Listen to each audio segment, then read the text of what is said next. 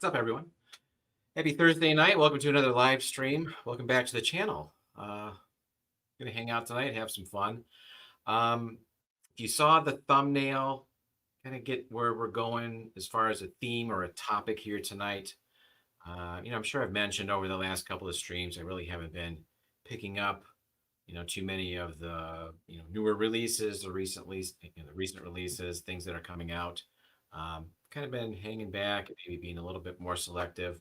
So I kind of thought it would kind of make more sense to look backwards into, the collection that we've, kind of amassed here and kind of dig into what I would call, hidden gems, things that, don't get talked about a whole lot, or if they do, not as much as maybe they should, or maybe they merit.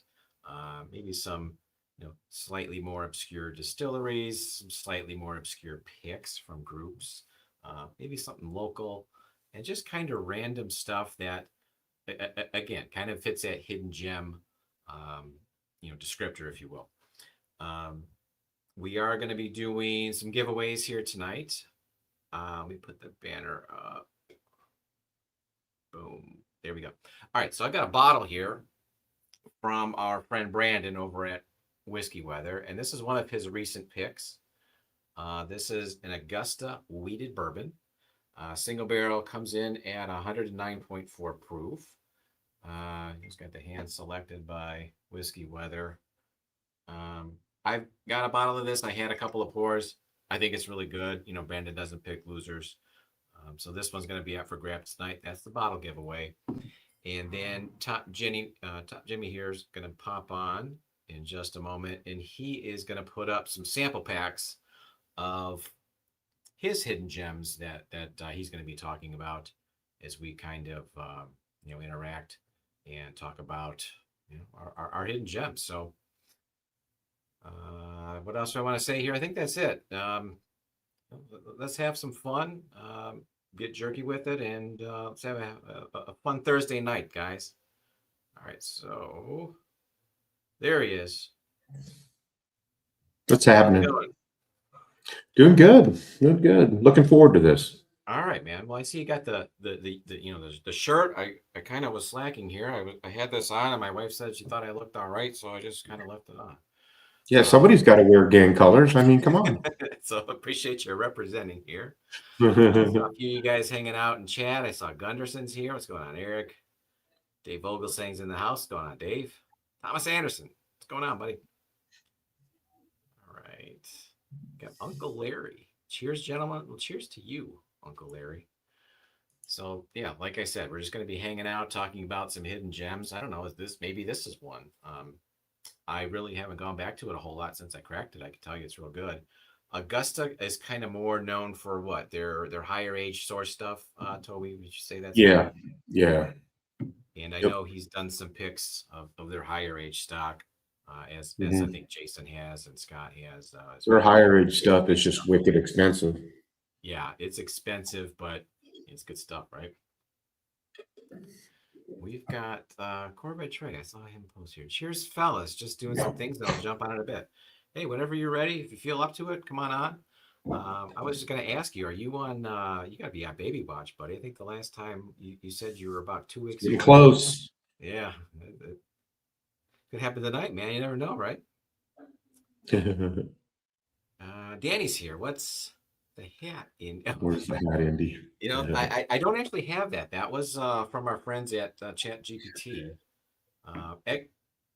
Yeah, that was at Marty's suggestion. I sent him over kind of what I was thinking about doing for a theme tonight, and I had some of it put together. And he says, make it an Indiana Jones theme. So I played around with it. I said, throw me on a hat and a leather jacket, and boom, there you go. It's amazing what you can do. 3G Dragons, what's going on, Greg? How you doing? Cheers. Missed last week. Can't miss 2 in a row. Well, we appreciate you hanging out with us, man. All right. So my first hidden gem that I'm going to pull out here in just a second is one that I've shared with a handful of people over the course of my channel history, whatever, when I've done giveaways or sample swaps. And without fail, anyone that I've shared it with thinks it's fantastic. And that's going to be this Hirsch single barrel double oaked and it's from a local store here in Shelby. I picked this up, geez, probably 3 years ago now, at the suggestion of Danny, who was just here a second ago.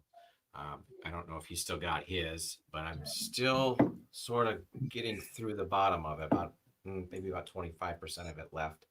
But like I said, I've shared this with a handful of people, and gotten some really good feedback. I love it. So I'm going to pour this one up, and it's Willet juice. I want to say it was Willet and maybe a blend of something else, but I think it might just be two different age statement Willets in this one. Let's see. Toby, is my mic down? My volume? You could probably, normally what I do is I crank mine all the way up, then I click auto adjust. All right. Let me mess with that for a moment here. Appreciate the feedback there, Sugar Kitty. Sorry. Cool to see you on the other night. Let's go. Audio. Mic. Is that any better?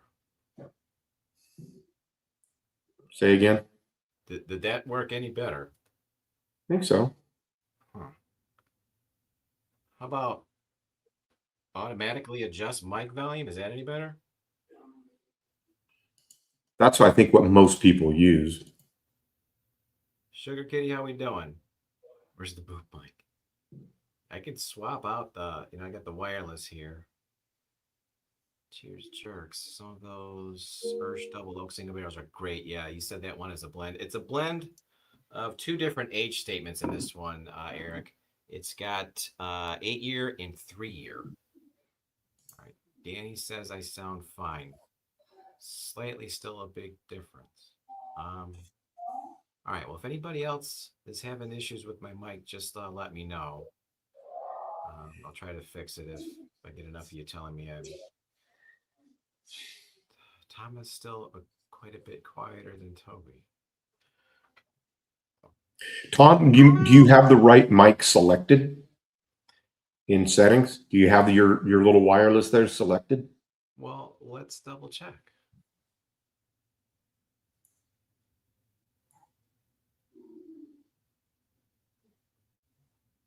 Hello, testing.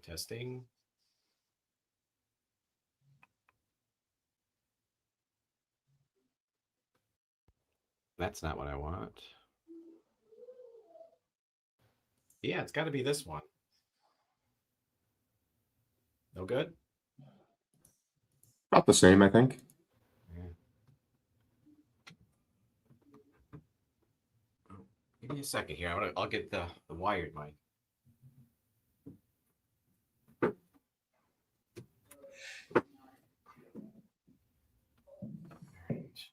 Oh, there you go.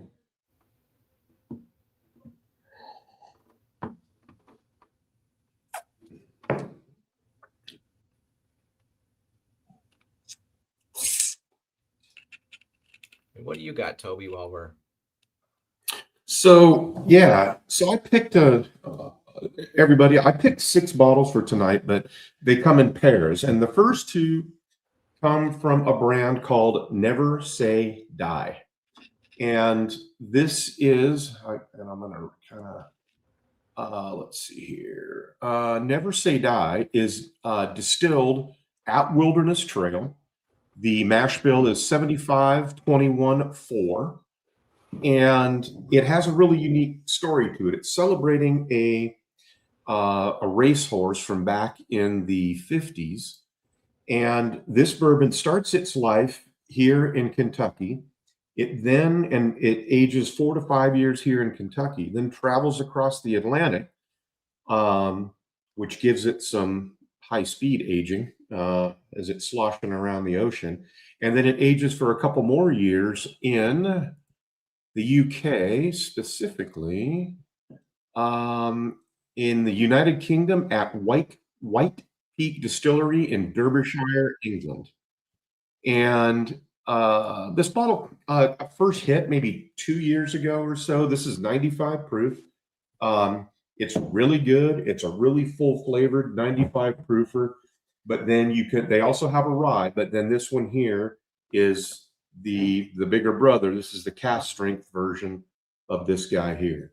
And like I was telling Tom earlier, one of the things I love to do is to try the same, distillate from the same distillery, but at two different proof points, usually something around 100, the lower end, and then a cask strength. I love doing that. And so that's what my first two are going to be. Never say die.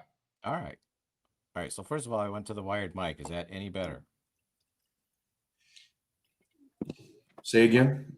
I can't hear you. I guess there's my answer. Now, did you select that in StreamYard? Yeah, I've got the wired mic going here. Okay. Is it about the same? I wonder To if me, it's it's all fine. I don't know what everybody else thinks. all right. Well, y'all tell me if this is any better. I'm hoping to sort this out here. Eric, Sugar Kitty, let me know. I don't know that I've had too many issues with. You've gone from 4 to a 6. Okay. Well, I guess we're trending in the right direction anyway. It might be even. If it helps everybody, I can turn mine down if it helps balance things out a little bit. I mean, see over here, you sound fine, but I can't tell how it's translating on the other end for me here. I can turn my gain way up. I hate to go too high. All right. Gary. All right. Hopefully that helps. I don't know, man.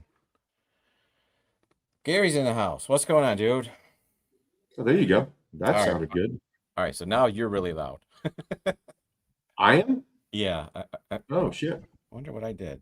Well, you might have turned up your volume or something. That's probably what I did. I don't know. We'll figure it out. And maybe after a pour or two, I won't care that much. That's better. Yeah. All right. Cheers, Gary. What's going on, man? I saw you had maybe a few epic pours earlier. All right. Eric says that's better, so we'll roll with it. All right. Cheers, guys. Sorry about that.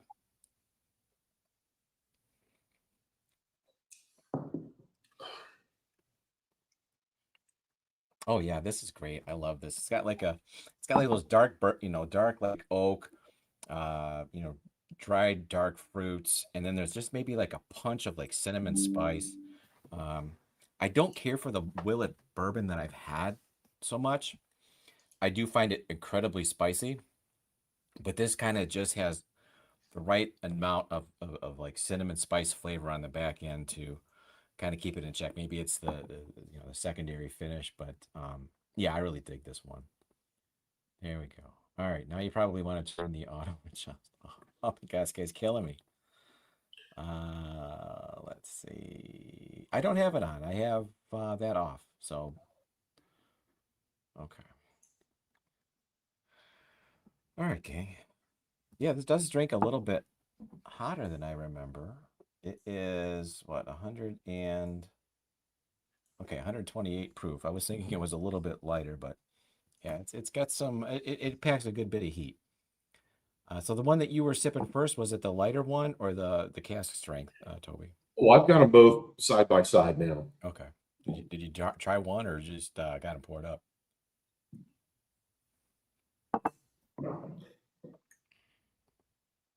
It's these are really, really desserty. I think it's kind of oh gosh, maybe dark apple pie, maybe even leaning into even like a pecan pie type thing. Really good. Nice. Are you gonna put both of those in the giveaway tonight? Yeah. So the flight that I'm going to give away tonight will have 6 samples in it. You'll get a sample of each of the 6 pours that I'm going to have tonight. So and there's 3 of those flights in up for grabs, and so you're going to get the 95 proofer and the cask strength. And the cask strength again, what was the proof on that one? I missed it when I was jerking around. The cask strength? Yeah. 121.2. Okay. Nice.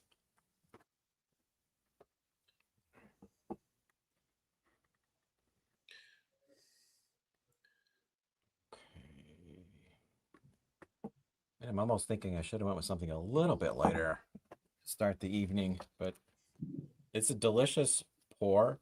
It's like, certainly like lingering in like my bowels, but it's giving me that hug. Well, I missed it. What's the proof on that first one? 128. Boy, you started off jumping in Yeah, the deep end. I kind of didn't realize it was that hot. I was thinking it was a little lower because I haven't had it in a minute, but yeah, it's got some heat to it. Got some kick. Doggo hunt.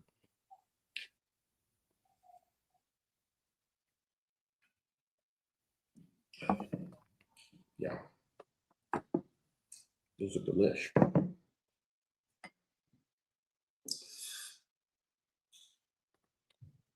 So everybody, Tom sent me 3 different thumbnails, including the one for tonight.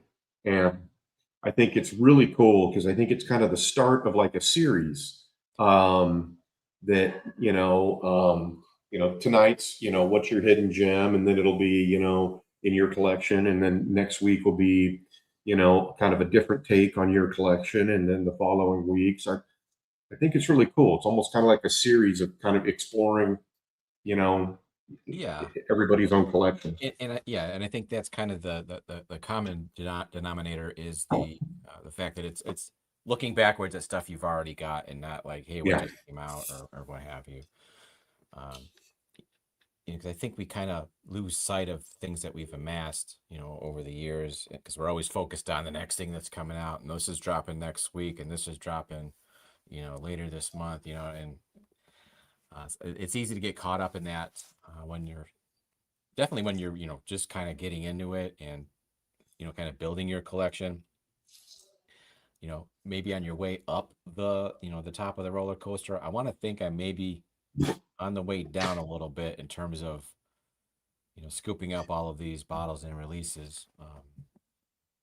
For Well, I a few think reasons, obviously, but that a lot of us probably amassed a lot of different brands and labels and SKUs and that type of thing very quickly. And I think that there might have been a time where it was like I can only pour out of these, and because then I've got other ones coming in, and anyway, and that's how all this happens. And so now it's a matter of going back to it and kind of, shit, I forgot I had that, type of and thing.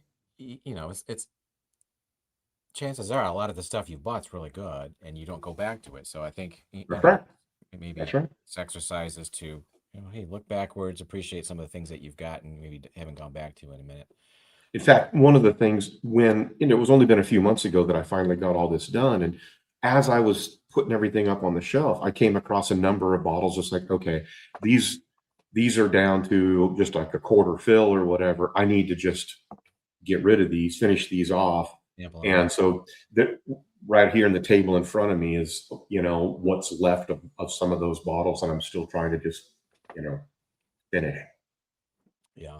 Yeah, absolutely. And God, I can't, I think this one's about 3 years old. It could be even older. It could be from 2022.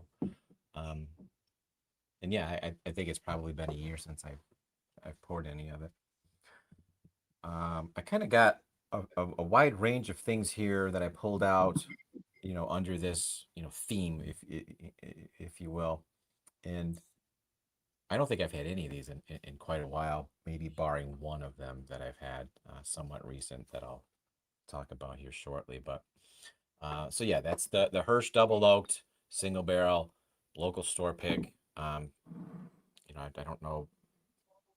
I haven't heard anything from Hirsch in a while. I don't even know what the heck they're doing anymore if they're still doing these. I see the occasional pick of theirs sitting around, but Yeah, I don't know that I own any Hirsch right now. I know that they've got one that seems to be like a shelfer. It's got like maybe a teal type label. Okay. But again, it's not something you see all over the place. Cheers, Gandy. What's going on, buddy? Andy. So what's going on, Hooper? Oop. All right, so the next one, Toby, and I can't remember the last time I went back to this one, but it's a 3-chord, Oh, and this is a double cask finish. I think it was finished in a toasted barrel, and then part of it was finished in a honey barrel, so it's billed as a toasted honey finish. Okay. This might have been the first honey finish bourbon that I bought. Um, probably Yeah. probably 4 years ago, I guess. And since then, I've had a number of honey finishes. It's one of my favorite in terms of finished whiskeys. But this was kind of the one that first kind of Yeah, and it's got kind of a sneaky one because technically that's a celebrity bourbon, but nobody really, a lot of people don't know that. the guy that does three chord. I forget his name, but he's a It's musician. Neil Giraldo. He's Okay. Pat Benatar's husband and guitar player from, from back in the late 70s. And I know that they've done releases that Oh, yeah. are based on certain bands. I forget Hmm. most of them. I I didn't know there know was that. a Dinosaur Jr. one that was from a couple of years ago Okay. that I thought about getting, but I didn't. But there was a number of other releases that were like sort of collaborations with other bands. So I knew he had some type of a music background, even though it wasn't somebody that I was familiar with. And their stuff is all sourced, so it's barrels that they've selected and then finished on their own. And when I first had a sip of this, it tasted just like a bit of honey candy. And that was one of my favorites when I was a kid. So definitely was a favorite right away.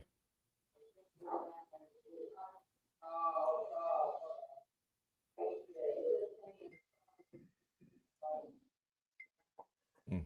I think it's sweet, but not too sweet. I think maybe the toasted barrel kind of cuts some of that honey, which can be, if it's got too much, a little cloying. But this is a nice balance. And this one is, what's the proof on this one? Stop the glasses here, Toby.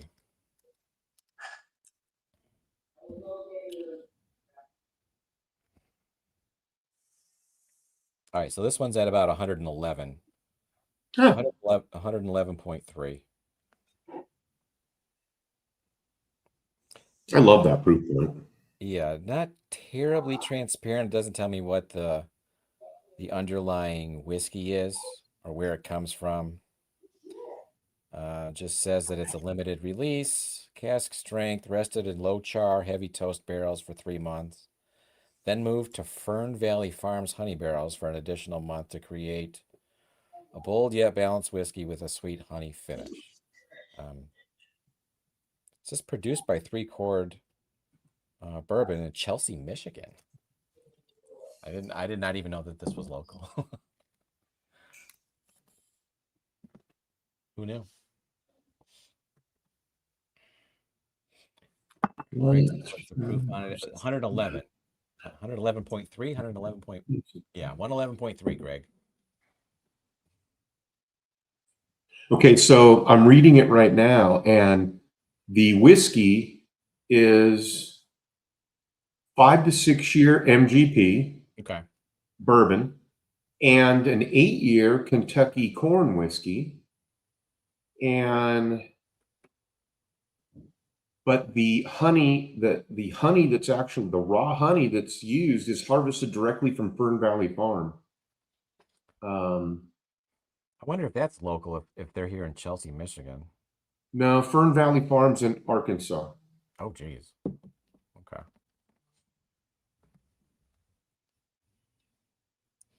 But yeah, a really nice balanced honey finish whiskey with a little bit of proof on it, so it's not, super light.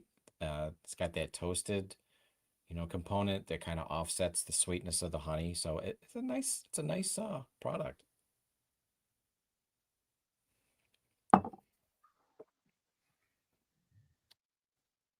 Cheers, folks. Cheers, Marty.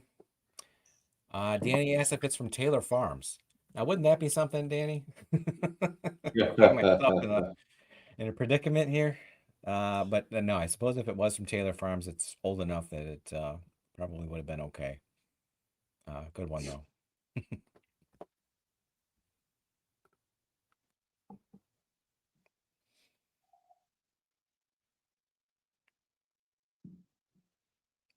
Yeah, so we are definitely avoiding lettuce lately. I mean, I avoid it most of my life, I suppose. That's for a different More so reason. lately, and I feel justified. You know, the thing is, you know, I spent, 40 years in that business, and Taylor Farms as a brand has had more problems than any other prepackaged, leafy green company. I mean, it's like once every 3 years they have a problem. Really? And uh, it it didn't really hit me until this whole last thing, came out. I was like, how are they still in business, man? Remember the whole Tylenol thing from back in the 80s or whatever. It's like if Tylenol had a problem every 3 years, they wouldn't be in business anymore. Well, Um, I think Taylor Farms is huge for one. They've got a bunch of different surnames, so I mean, it's almost difficult to figure out, yeah, just how yeah, wide they spread. But it looked like they were tied in with every major grocery store chain, and they had a bunch of different yep, names. yep. So Luckily, nowadays, the consumer doesn't necessarily see all this, but the sources for all kind of fresh products, all produce, fish, pork, beef, on the back end, the origin of everything is extremely well documented. And so once they, figure out that this is the source of it, it's not hard for them to go back and figure out, okay, which lots are affected, which farm did it come from, or whatever. Unfortunately, people get sick before those wheels can completely, turn and resolve the issue or isolate the issue. But yeah, but I guess I kind of forgot that that was you had a background in that, and that's interesting to hear that they've yeah, had issues in the past. So I don't know. I saw a couple of people here actually died, but I think they had other illnesses kind of yeah, compounding the yeah. There are certain states, having spent a lot, most of my life in California. California is much more regimented in a lot of ways. Uh, behind the times or maybe progressive, depending on how you look at it. But it's called country of origin labeling, and um, the transparency for where seafood comes from was first, and then that went on to pork and beef and poultry. And now it's becoming, very common that you'll walk into a grocery store in California and every single produce item has to have, the source of origin, yeah. so if you're getting Chilean strawberries or Mexican pineapple or I whatever it might be. I think today people are more interested in that type of well, one, that information, but two, the disclosure. I think consumers by and large are more educated than they've ever been. For sure, for But sure. then there's also the subsect that isn't, and that never will be, I suppose. But um, all right. So Greg says, by the way, Evernorth Rye pick is fantastic. Yes. Thank you, Greg. I love that one, and I'm going to pick up the rest of my bottles tomorrow, actually. So I got one each the other week, and then I've got the rest of them sitting at the distillery or the tasting room rather, that I'm going to grab tomorrow. So I've got some backups. But yeah, I love that one. And I was talking to Gary Franchi, who had done one of those 52 ryes a couple of years ago, and yeah, I think that's just a fantastic mash bill for one.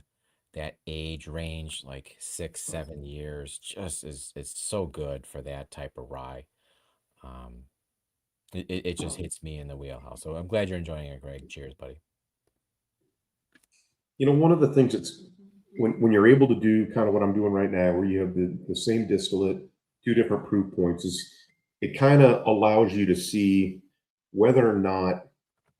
So this one is 121.2, the cask strength, but then the entry level is 95.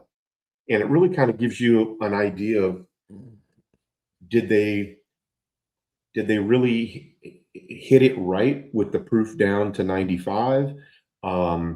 Do you think they maybe could have proofed it down a little bit more? Do you think they proofed it too much? And Right. I mean, if the idea is that you're really trying to, find the lowest proof point where you can still maintain, a good flavor profile, usually I don't buy much that's under 100, but I think they did a really good job with this at 95. Um, So you think that was probably the sweet spot, or at least Yeah, I mean, hey, look, if they'd given it to me at 100, I wouldn't have complained. right. But I think that 95 is just fine. Sometimes it's nice to go down to kind of down the ladder a bit in that 90 Yeah. range. You can still Yep. get a lot of flavors. I mean, I think realistically, where those proof points are lacking is with finish. Yeah. But you can get there's been plenty of whiskeys out there that are under 100 proof that are just packed with flavor. They're Yeah. just not going to give you that super long finish, with maybe you don't always want, I suppose. Yeah. I'm trying to think. I know there was something recently that, oh yeah, was that Founders, that KBS bourbon whiskey, whatever you want to call it, because I guess it's not technically a bourbon, but it was sub 100, and I enjoyed that better than a similar product that was from Bardstown a few years earlier. That was quite a bit higher up the proof ladder, but yeah, I mean, so you can certainly get a lot of flavor out of a lower proof. You're just probably not getting the finish. It kind of just how it's done. Yep. Right. Yep. So you were drinking scotches the other night. Yeah. So we had the stream we had planned was to have King's family on. Right. Things don't always go as planned, right? That's right. And the folks from King's family had some problems with flights, and so they could not. They weren't even home. They were still stuck in an airport halfway. And so we just pivoted real quick, and we had a blind of scotches. We had two of them. The second one was from Sugar Kitty. The first one was from C.A. Scotty. from C.A. Scotty. Shit, yeah. And I admit I wasn't. Look, I don't mind scotch. I actually, from a I don't know, probably about 1989 to 90 to 2015, 16, I had more scotch than I did bourbon, but it Oh, really? never, For some it reason, I was never, thinking you did not like scotch, and you were just pretty much a no, it never grabbed a hold of me. And okay. now that it never offended me, even peated stuff, I can drink it, Mhm. but it just never rang my bell. It wasn't until I moved to Kentucky in 2016 and somebody gave me a pour of specific bourbon and the clouds parted and the light shone Yeah, you down got to and embrace the that angels local. sang and anyway. But so I wasn't, it just Yeah, doesn't it's probably excite not me. your first choice, but at the same time, you know what? You roll with it, you pivot, and I was I'm sure that those guys put pleasantly together awesome stuff for you. What did you have one I that was was pleasantly standout? surprised with all of them, and Mhm. there wasn't a single one that I didn't like. The ones I would just say the bigger ones, the ones that kind of leaned more into being like a bourbon drinker scotch, were certainly getting closer to my wheelhouse. Now, And when you that, say a bourbon drinker scotch, do you mean some type of a single malt that was aged in a bourbon barrel? Because those are pretty well, they're common. all, but darker, Darker. proofier. I mean, now some of the ones that I think leaned into that were actually finished, and maybe that kind of gave them at a higher proof point. It gave them a little more sweetness. None of them came off screaming to me that they were, finished with a secondary spirit, which is usually not my thing, because I often find Like a them too rum sweet. finish or something like that? But no, I don't think we had rum. We had a number of sherry finishes. Okay, yeah, that's a pretty common thing with scotch, sherry finishes, I think Correct, so. correct. Anyway, no, it was really good, and I'm glad I did it because it really kind of helped me maybe be more open-minded and not like I need more whiskey, but Well, probably going back to it, probably, you can pick out more of the maltiness, realize that it's a Scotch versus a bourbon, which maybe you couldn't have done, Yeah. immediately. But Yeah. was there any one of those Scotches that kind of stuck out to you that was like, There man, were 2 or 3 of them, but don't ask me now what they you were. forgot what they were? I drank way too much that night. Yeah. I think with Scotch with me, I like a good sherry finish or Okay. um give me something peated like Ardbeg or Lafroig. Those Yeah. are the if you're gonna Yeah. do the Scotch thing, just go with the peat because you're not getting anything near that flavor profile with anything bourbon or anything here in the States. For like, I don't know, 30 years, 1990 to 2020. Yeah, roughly 1990 to 2020. I was a member of a book club in San Diego, and it, the membership of the club, grew and shrank over the years. But within that club, there was the group of 6 of us that it was kind of like the little, um, secret society within the club, and there were just 6 of us. But once a quarter, the 6 of us would get together, and it was a gourmet dinner and a pairing of cigars with some sort of spirit. And we do 6 different cigars, and we didn't smoke all 6 because you kill yourself. You smoke 6 cigars, but it would, but there were 6 pours, and it could be rum, Hmm. and it could be Scotch. And we did Scotch a lot, quite a few times, and we did bourbon a couple times. And whenever the guys would say, "What," we would always put, "What do you want to do?" And whenever it was red wine, then that was my turn to curate the wine flights and stuff like that. But so we're a number of those over the years where we did some really good scotches paired with cigars. So I think you've mentioned, you correct me if I'm wrong, but you don't necessarily like wine finished whiskey. No, I don't. No, so I know the term finished has different definite. I mean, technically, a French oak or a Spanish oak, or those are finished, but I don't mind wood finishes. It's at least most of them. I get but I really shy away from things that are finished in port, sherry, Cabernet, all that kind of stuff, because usually I find it too sweet. All right. Which is interesting to me because I think you also mentioned to me at some point that you were a wine guy, right? It's two different things. I Yeah, don't want yeah. I would wine. think like it would be like that sweet spot for you, No. but it's the opposite. So, but I was a home brewer, and I'm a craft beer guy. I do not like wine or beer that are aged in bourbon barrels. Oh And it kind no. of goes the other way around too, most of the time. I think it was probably the bourbon barrel stouts that kind of got me more into, the bourbon or the whiskey itself. I Sure. love those. Oh my goodness. So yeah, that's interesting. It's almost like you compartmentalize. You like It's like this, stay in your yes, lane. you like this, but Yeah. not this, but not so much if they're overlapping or one into the other. So that's interesting. Okay. Now, look, I've had ones that I thought There's were always very an good. exception, right? Yeah, there's always exceptions. Um, but the other thing too is I kind of find that I need to set road cones. Otherwise, the collection just keeps growing. Right. All right. So I'll tell you what, I enjoyed this tonight quite a bit more than I enjoyed the Hirsch, which I wasn't expecting. This is so good. I mean, I've had a lot of honey finishes lately, but this, if I was to put this in a blind, I would suspect this does pretty well. It's kind of got the toasted to balance it out. It's got a decent proof point. Um, it's just really well done.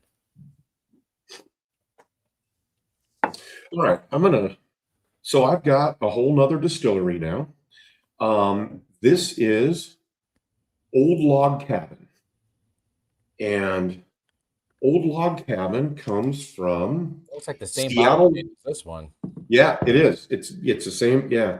So Old Log Cabin is this is their distillate. It's distilled, bottled, everything by Old Log Cabin in Seattle, Washington. Oh wow. Okay. Um, I found these, and I will regularly look for pairings of either where a distillery has 100 proof or a bottle and bond, and then they have a cask strength of that same distillate. We already kind of hit on that. And I found these on Seal Box, Okay. and probably at least a year ago. And I'm like, I'm trying them. Anyway, so the first one is Old Log Cabin, 7-year, 100 proof. And the mash bill is 51 corn, 49 malted barley. No rye. Okay. And then you have its bigger brother, which is just a single barrel cask strength. It is 138 proof, same mash bill, same everything. That's So a we're gonna humdinger. pull these. 138, huh? I know, right?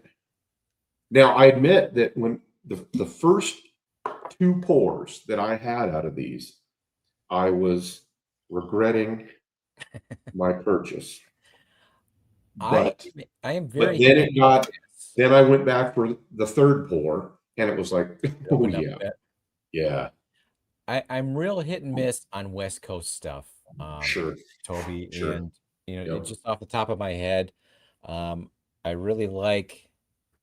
Is it Westward with the single malts? They're out. Well, they're not West Coast, but yeah, Out in Oregon or something. aren't they like? I thought Westward was like Wyoming or something. I don't know. I think Westward is. Am I wrong? I I don't know. think they're Oregon or Washington. Let me. Somebody in chat, where's Westward from? But I like their stuff that I've had. Redwood, I'm lukewarm on. I've had some good redwoods and some ones that I didn't care for, and like Yep. a really wild range of stuff. Some of them are total bangers, and then there are some where you're like, "Oh, this is crafty AF." Yeah, Yeah, exactly. So Oregon. they're kind Okay, of all over the map for me. okay. Um, Westward's in Oregon. All right. Corbin Cash, I love the That's rye. California. Yeah. The bourbon, maybe not quite as much, but yeah, their stuff is hot that I've had. Um, there's a few others that that are escaping me, but yeah, those were the 3 that came to mind was Westward, Redwood, and Corbin Cash. Sure. What else is out on the West Coast? If anybody in chat I wants don't know. There's a shitload of tequila though. oh, I'm sure. Yeah, Eric says Oregon. Greg's okay. So yeah, it is Oregon. Okay. Where in Oregon, everybody? I don't know. Cheers, Paul. Good to see you, buddy.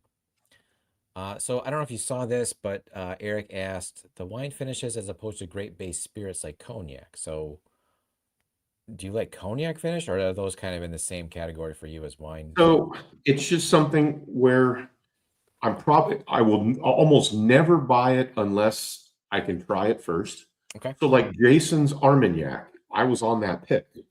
So I was, obviously I had the chance to try it. Mhm. I bought that hands down. So it's just a matter of they're near Portland. Oh, okay. I'll always try it. So it still kind of falls into that exception rather than the rule category. Okay. Exactly. All Now right. I did get the I initially I passed on the was it the Bulls on Parade, the Bull Run pick from Yeah. Hello Again Whiskey Friends. But Katie and Ethan sent me a sample, and I tried it just yesterday, and so they also sent me a sample of the 2 new Obtaniums, and so I was able to try those because they knew I had been very disappointed in a couple of Obtanium picks from either last year or earlier this year, and was, kind of had a boycott on Cat's Eye Distilling. And so anyway, but they sent me those, and they're what you want. And Yeah, so if those guys are picking them, they're going to be good. yeah. but Bull Run. Okay, so Eric brings up Bull Run. I don't know exactly where they are. That's West Coast somewhere. Tell me where they are if you know. I've got a few Bull Run picks. I think they're both light whiskeys. One's a Pinot finish, which is fantastic, and one is just an American light whiskey, which is still good but not as good. They were from Bourbon Wrench and whiskeychannel.com a few years ago. And while they're good, I haven't really gone back to them a whole lot. So they're like 85% full, Toby. So when I saw those guys were putting out a Bull Run, I'm like, I'm sure it's good, but again, do I need to have something on my shelf that's probably gonna, I'm gonna have a couple of pours and then forget about it. Um, you know, Right. it's just more of like where I'm at recently. It's be a little bit more selective, and I usually will get right up and get those guys picks. That was just one that kind of didn't really speak to me for some reason. Yeah. So, I honestly, Eric, I've got to try it ahead of time. So I own the Larrikin. I think it's Cigar Lounge is what they call theirs. I like that one. I also have the Barrel Craft cigar blend that just came out, and I really like that. Um, so it's just a matter of um, being able to try it, and make sure it doesn't, set off the sweetometer. Yeah, cigar blends were all the rage for a while. Right. They were. What I didn't quite understand was how people were putting cigar batch or cigar blend labels on Amberana finish. Because it's not the same. No. What's going on, Trey? Oh, just waiting out this storm. It's Yes. lightning and thunder in here and power going out. So if I get cut off, that's probably what it is. Hey, turn your mic up, buddy. Yeah, I was gonna say it's a little bit light. Probably would Or be maybe me. Oh, you know what? Hold on. I know what I did. Yeah, there you go. That's the one I'm talking about, Sugar Kitty. The Nerds and Turds Bull Run Nerds and Imperial was Turds. fantastic. I like that one a lot, actually. I'm guessing Eric might be the authority on cigar blend whiskeys. Eric, what's your favorite?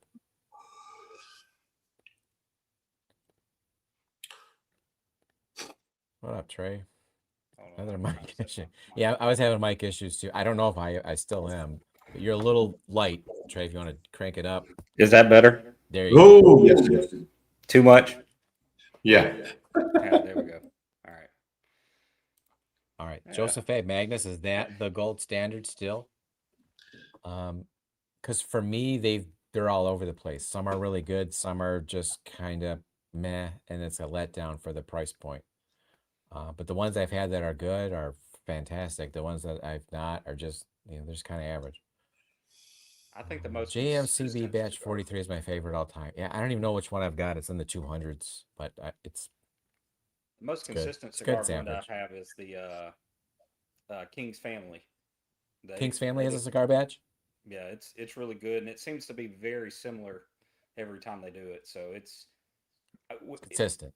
I think if Magnus is done really well, it's a lot better. But I think consistent wise, the King's Family is right there with quality, and it's about $150, $160 a bottle. So That's not terrible. It's a little pricey. yeah, Yeah, I think that barrel one that really hits the sweet spot at like $85, and it's got some good aged stuff in it. And hmm I haven't tried it yet. We were talking about this one earlier, Toby, and I don't know what I was doing today at work, but I saw the release and I was going to do it, and then I got busy and I forgot. But I gotta see, because if I don't have a backup, I might get another one. That's a crazy good. yeah, I haven't even tried it. yeah. I'm on my All right, second bottle so of it. It's really good. all right, so Matt Shack. First of all, Matt, welcome to the stream here. I don't know if I've seen your name before, so welcome. How is Larrikins? I haven't had a chance to try it yet.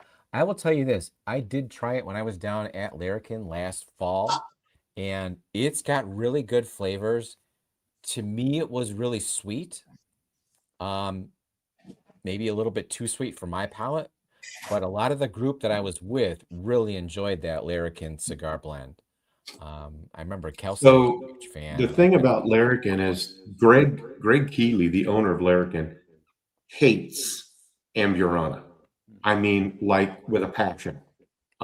He makes that very clear. And so when his blender said, "Hey, I'm going to try to blend in a little Amburana," he was told no, and told no like two or three more times. And but Greg went on vacation. And he finally like whipped up a batch of it and let him try it when he got back. And it's one of the few that has Amburana in it where it doesn't just completely overtake the bottle. Because it's almost like any Amberana will overpower anything. I don't know how, but I think that's probably where I was getting a little, that sweetness overload. But I thought overall it was really good. Just a tad sweet for my taste, but probably one of the better cigar blends that I've had. And I know a number of the group that we were there with, picked up a bottle while we were there. So hopefully that's helpful to you, Matt, rather. Eric says Eric is on top of the AV settings tonight. He says Trey needs to turn up his volume a couple of clicks. Maybe he's trying not to wake up his wife. I don't know. No, she's still up right now. She's up. All right. Yeah, we're good there. No, I had my computer on and the storm hit the house, turned all the power off, and reset all my settings. So Gotcha. just All trying to right. get Well, back to I it. hear you okay, so hopefully everyone else does too. Yeah. All right. So Greg says Magnus cigar blend from Nancy's Pick Batch 490. Fantastic. Wow, I didn't know they were up that high. How do they do their numbers? Because there's not 490 releases. That's a And good then question. you would also include Tanager as a cigar blend, I suppose, right? Oh yeah. Well, Tanagers, yeah. I mean, when people say cigar batch or cigar blend, I think what we all think, and that's things that have got other, It's got a other blend spirit finishes. Tanager's technically a cigar blend, but it's in a class all by itself. Yeah. There you go. Yeah. Now, everybody remind me the Penelope cigar blend that came out that I think people were more or less underwhelmed with, but did that one have spirit finishes on it, or was it just I think the reason people didn't like that is it was an American single malt base was that it? or a good component of or a good chunk of the component of the whiskey was American single malt. Okay. Yeah, it hit a little bit different. I had a sample of it, but it wasn't enough for me to go buy a bottle. I do remember that. Yeah. I remember watching a good handful of reviews and thinking, it's probably not my jam. All right, Eric says I don't mind the Amberana and the Larrikin. Not a huge fan of the Jaka finish though. Oh yeah, I forgot they had that goofy Jaka. I don't think I saw that on anybody else's cigar finish. So they did have that unique twist to it. What is it? I think is it Jaka fruit or Jacka fruit? I'm not sure I'm pronouncing it right. That's in their cigar? If you pull it up on their site, it'll tell you. I think it's a jackfruit finish. I don't know if it's the wood or if it was holding a spirit of some sort, Toby, but it's got jackfruit finish. It's You one of got the me curious components there. now. Oh yeah. It must be cognac, Amburana, Jaka, Madeira, and maple. All right, so Eric said jackfruit wood. I To believe. me, that just sounds absolutely horrendous. I mean, if you hadn't sounds had it, bizarre. you would say that's going to be pretty sweet, right? Just based off Totally. the description. I could just pour it on my pancakes. Well, you were there with us when we were at Larrikin. Did you think that one was real sweet? We were all there. Yeah, Trey was You there. know, I bought. Actually, I have a bottle. I should go. You know what? I'll just go grab it. I can't remember honestly. You talk about hidden gems. I mean, that might be one that I haven't had in a while because There you go. I think I cracked it as soon as we got back, and I haven't had it since. Doesn't mean it wasn't good, but Right. It's like anything else. Sometimes you just lose track because you're focused on the next and the next. And yeah, I'll go. Let me go grab that. I gotta grab that one. all right. So you mentioned that there was a component of Madeira in there, right? Yeah. All right, so I've got one that I haven't gone back to in a minute that I did really like. And this is a Mash and Journey pick from a couple of years ago. It might be from 2023. And this is the Dancing Goat. Okay. It's The a cool bottle. Spaniard. And this is finished in, it's 8-year American corn whiskey, finished in toasted and charred Spanish oak. That sounds delicious. I love Spanish oak. So I love. again, Yeah. I haven't had this in years. I know that Danny might have gone through a few of these. He loved it. There I you go. liked it, but I've still Yeah, got yeah. half my bottle. Trey, there you go. rotate that around really quick so I can see the front of it again. Okay, age 9 years. What is the proof on yours? 54.5 or 1091. Yeah, okay. Same as mine. That's the same bottle. Yep. Okay. So Eric, are you telling me that, Yeah. after they did this pick and named it the Spaniard, that their standard release is now called the Spaniard? If so, that's pretty interesting, right? Because this was just called Stillman's Private Stock, Ash and Journey Single Barrel Select. I don't know if I'd call that a cigar blend. It is super sweet. Okay. Yeah, that's what I remember. It was really sweet. American? Yeah. Okay. There's some real good flavors in there, but on the sweeter side. Oh, shit. Look at that. You definitely can tell the Ambaranas in it on the nose, but I guess the fruit and the Madeira kind of mask it a little bit. Okay. On a palate. It's very bright for a cigar blend. Like, I think heavier leather oat, maybe a little char in it, and it's just not there. When I get done with these, I'll try it. All right, so we got a little bit of this one, which again, I probably haven't poured in at least 2 years. So shout out to Mash and Journey. I don't know if you guys remember this pick or not. It's been a while. Ooh. Yeah, Spanish oak is something that is really unique, and I like it like almost immediately. Yeah. Is Rebecca's Creek? Is that Spanish oak too? Yeah. It's just got that like dark sweetness, like so if I had brown sugar and orange or something to me, molasses. It's got like that, there's a lot of those wood finishes that none of us have had enough of. I mean, whether it's the Mizunura or the Gariana and all shit like that. But if for the ones that are most common, Spanish, French, toasted, I prefer them in that order, and I like them all. But it's just some of the Spanish stuff I've had, from the Rebecca's Creek to the stuff that Oakwood is doing right now. Mike Turner's sending me some. Well, he's holding on to some bottles of some Spanish oak finish stuff, but right behind Spanish is French oak for me. I love French oak and what it does. So I'm really excited to see what happens with Jason's stuff. But yeah, a lot of people shit on toasted, and I enjoy what toasted does to.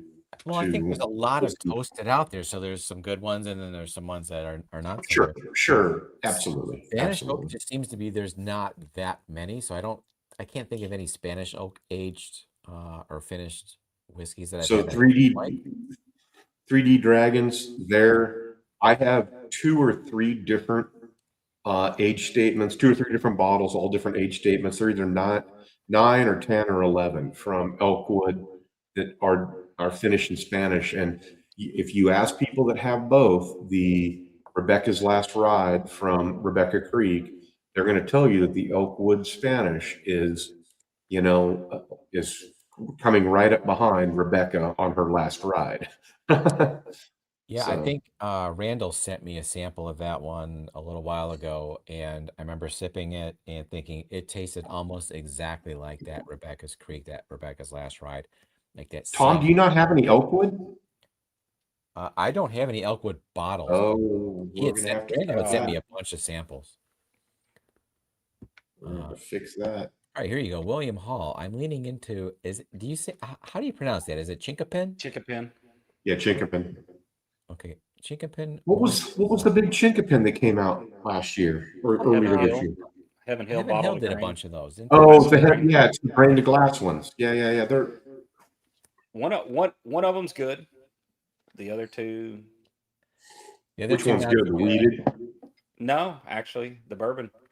Because generally, when it comes to that line, everybody prefers the weeded over the other two. I did in the regular lineup, but when it came down to the chickapin ones, I did like the bourbon better. Yeah, and what's that line that they have? It's not grain to glass, but it's something along those lines, right? That's it. That's Is it it. just called grain to glass? Mhm. Yeah, grain to glass. Yeah, I hadn't had any of those that I really enjoyed, but I had some of the Heaven Hill Select stocks that are completely random. You know, when you go down to Heaven Hill, they'll have a few, on the shelf See, and that's what randomly. got me is I They're went just down and bizarre had finishes. I had one of their select finishes, and I liked it, and didn't have time to try the other lineup, so I bought the other 3 bottles because they had them right there. And I did not care for the normal lineup at Yeah. all. Like, I mean, don't get me wrong, it wasn't bad, but they weren't $90 a bottle good. Right. You know. So O'Malley's on screen here. He got a 12 sample pack of Elkwood, Oh, and it wasn't any of their ultra high age. He didn't get any 15, 16, 17, 18 stuff. Everything he got was 9, 10, or 11 year, and there were 2 toasted, 2 French, 2 Spanish, and then there were 6 9-year white label bourbons in there. It's a fantastic flight. yeah. I just remember the first time I had anything from Elkwood was when we were hanging out when we were doing that new riff pick, and whatever the heck it was fantastic. Oh yeah. A 9 years something or other. But Yep. William Hall says Wood Hat does chinkapin, and Angel's Envy Triple Oak has a kiss of it. I've not heard of Wood Hat. But Angel's Envy is one of my least favorite brands that I can think of offhand. There you go. That's It's just what I have not had a good experience with them. When is that, Trey? the extra. Oh yeah, is that the 1910? Yeah, 17. That's the only. The 1917 extra old. That's the only 117 that I've kept. I bought 2, drank them, bought 2 more, dumped them into a decanter because I hate those little bottles, and I'm just holding on to it because Well, that's what's funny is when Tom was, I saw the thing for Little Gems, I immediately went to this bottle because it's just like it's little, it's a little it's a gem. gem. Yeah. And Well, here, I mean, if we're gonna actually, What's the what are the stats on that one? What's the hook? I know it's a blend. Is it what? Toby, do you remember what it's a blend of? I can't remember. what?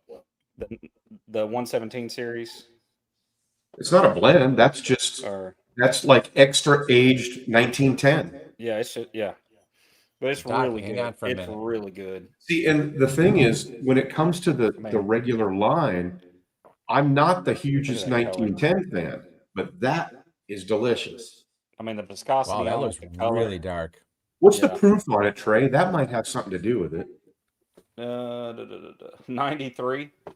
Is it really? Okay. Yeah. But here's, But to me, it's kind of like Shanks from Michter's. You look at the proof and you go, I don't know, but the viscosity of a Shanks, I mean, it's layered, and that's what this is.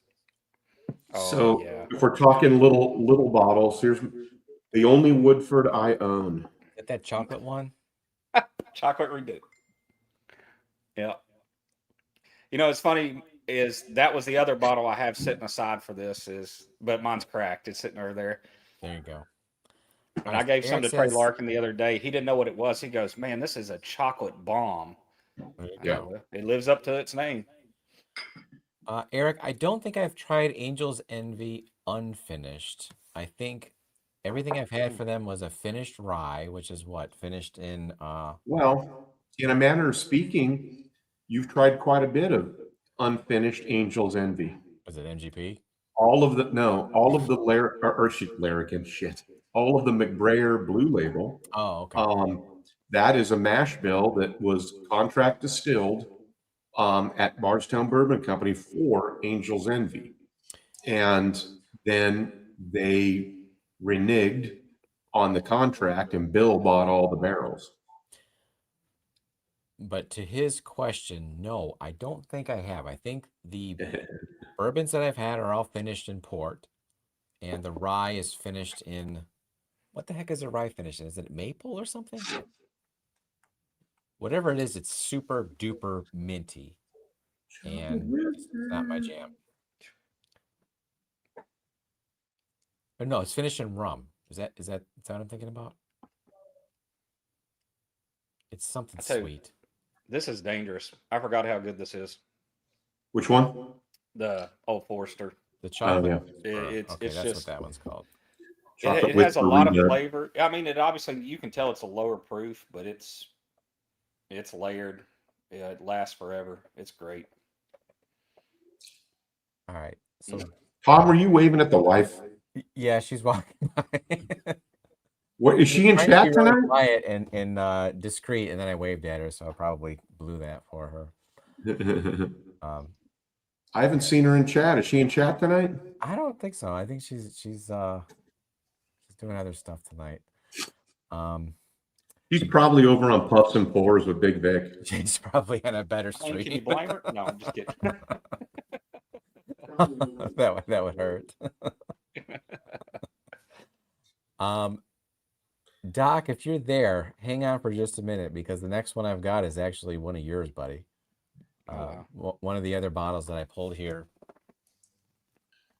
and this is one that's probably come up a little bit here and there recently, but it's it's Whiskey Tree Calvados, or Calvados, or however you pronounce it. This is one that one of the brands that Nancy works on here and there, and this is fantastic.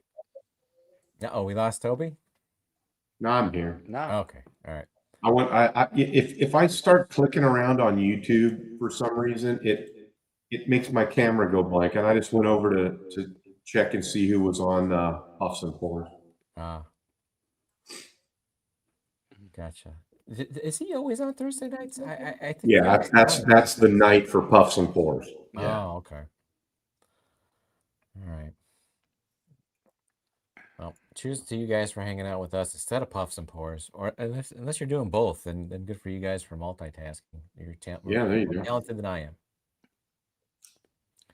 Rum. Okay, yeah. So that's it. It's rum or tequila. No, I think the ones that I've had were rum finished, like Caribbean rum, if I remember specifically.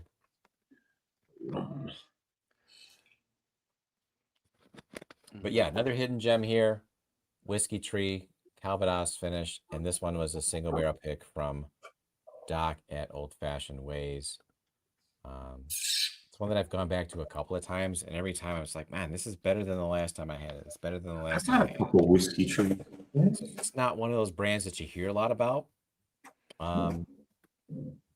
But yeah, it's one of the ones that Nancy works with, so I mean, they've got some cred. I've had 2 of their bottles, and I thoroughly enjoyed both of them. Yeah? Which ones did you have? Man, at this point, I couldn't tell you. It's been.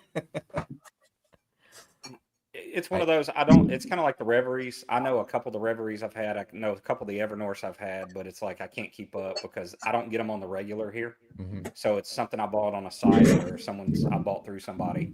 Gotcha. So. I was gonna say, I think mine was more of a white label, if I remember correctly. He did 2 drops. I only got this one. I forget what the other one was. I don't know if it was finished or not. I think it was actually finished. I think it was a cognac finish. Now that I'm thinking about it, and he sent me a sample of that one to go along with this, and I like that one as well. So, Whiskey Tree, the stuff that I've tried, great stuff. And I don't know hardly anything about the brand. It's not one that gets a lot of clicks or views or reviews or love, but when I talk about a hidden gem, I mean, that might be there you go. What do you got there? Okay, so So these are ones, yeah, they're both bourbons. They're both 100 proof, both batch one. One's a bourbon, one's a high rye bourbon. so none of them are finished. No. All right, so Greg asks, where can you find Whiskey Tree? That's a good question. I don't know that I've got an answer for you. I can tell you the ones that I've got were Doc's picks. So Doc's Patreon. I had to have gotten those off of like Seal Box, probably Seal Box. Are they down in Texas? I feel like Mm. they would be if that's where Doc was doing his pick. New Orleans. New Orleans. Distilled in Kentucky, Okay. All right. aged and bottled in New Orleans. That Yep. H tray. You might Yep. notice that this one has the bead. No, there you go. I probably should have guessed that. West Coast. I want to say my other one I had from them was a cognac finished. Yeah. That was his other one, and I thought that one was really good too. But I do Maybe. prefer this one. This has just enough sweetness for me, not like,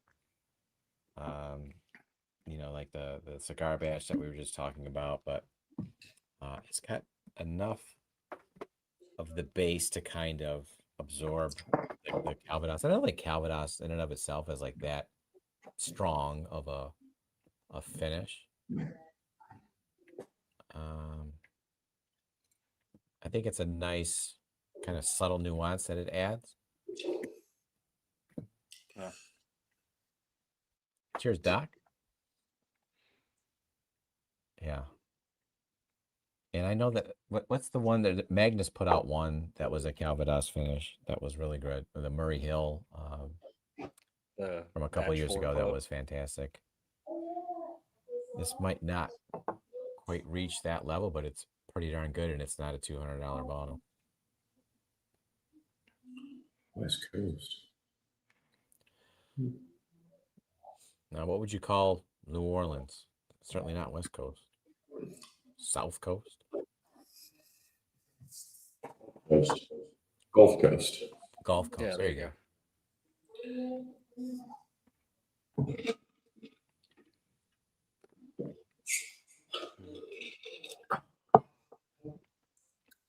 Yeah, that one's got like a real nice, almost comes off like a root beer note at this point, which I don't remember getting before, but it probably has to do with all the other things sitting on my palate.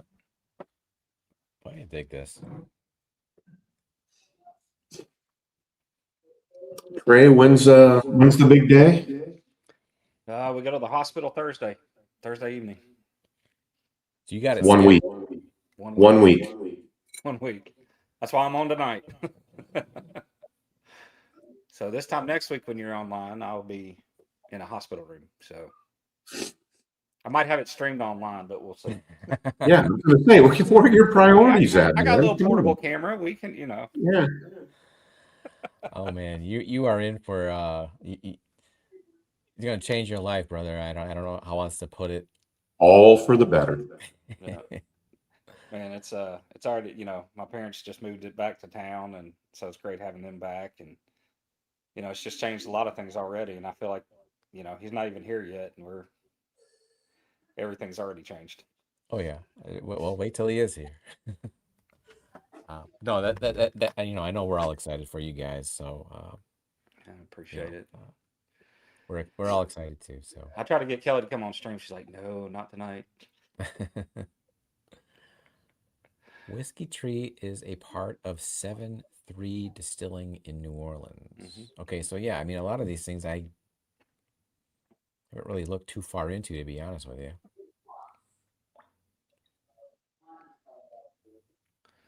So is this their own distillate then, or is this sourced? Do we know? That's got to be sourced, right? I don't know on that one. Good question. Both of mine are Kentucky distillate. Distilled in New Orleans, Kentucky. So Okay. that means it's a blend. Distilled in New Orleans and Kentucky, aged, blended, and bottled by 7-3 Distilling New Orleans. So it sounds like maybe a blend of their stuff and some Kentucky stuff. It's Pretty interesting. Think about that. I mean, that's pretty unique, right? And who else in New Orleans is even distilling? I mean, K. Luke's down there, but they're not distilling. So, K. Luke's down there? I thought he was like Mississippi or something. they're down in that area. Who is? K. K. Luke? K. Luke? Isn't Really? he Mississippi? Pretty sure. Mm. Look, I know JT Malik's down there somewhere. Oh yeah. Malik is down there. But K. Luke, aren't they? I thought they were in Mississippi for some reason. I don't know. I know they're available in all the stores in the South, but I thought it started in Kentucky. I could be wrong.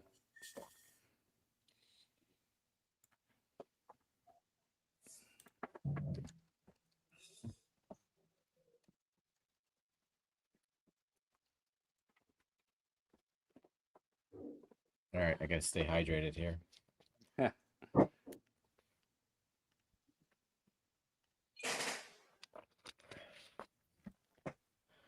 right, here you go. William Hall says, your wife will want to drink on Thursday since she will be able to again. It's been, I'm sure it's been a long, 8-9 months or so.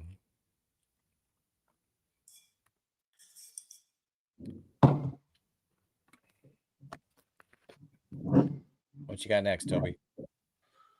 My last pair. So I just finished the Old Log Cabin, so that'll be samples 3 and 4 for a couple of lucky winners. Delicious stuff. Once it opens up, it is just, it's not super complex, but nice and sweet. Obviously, there's no rye in it, so the spice level is down, but you just get all sorts of wonderful dessert, pastry kind of notes out of it. Brown sugar, caramel, just, it's wonderful. The last two that I'm coming up with are both, it's two different expressions of the prideful goat. Oh, okay. And that's what's his name? He's got a YouTube channel. Well, not anymore. He ducked out of that probably earlier this year. Now, both of these he was still around for, and both of these are cast strength. This one is a 6-year. This is 6-year MGP that it's aged for 4 to 5 years at MGP, and then it heads down to just outside of Houston, Texas, and gets aged for another 2 or 3 years in the Texas heat. Mhm. This one is an 8-year single barrel picked by members of Randy Sullivan's podcast group. Okay. And so Randy Sullivan is, oh shit, what's his YouTube channel? It's Bourbon Real Talk. Bourbon Real Talk. And so anyway, yeah. So they don't do a YouTube channel anymore? No, he still has the YouTube channel. He's just not involved with Prideful Goat anymore. Oh, okay. All right. I've got a Prideful Goat bottle. It does not have a green label. It was maybe one of their first batches. Well, actually, does it have more of like a white or ivory label? Like kind of creamish. Yeah. That's rye. Yeah, it's a So rye. believe it or not, And I the think real it's green label is bourbon, and the tan label or the cream label is their rye. Yeah. But yeah, I've got one of those. That's probably about 4 or 5 years old, I would guess at this point. Yeah, I want to say it was just like MGP that he had selected, and I don't know if he had even aged it anywhere else, or he just kind of got the barrels and bottled them. I don't remember the specifics. But it was decent. I've never actually done these side by side, so.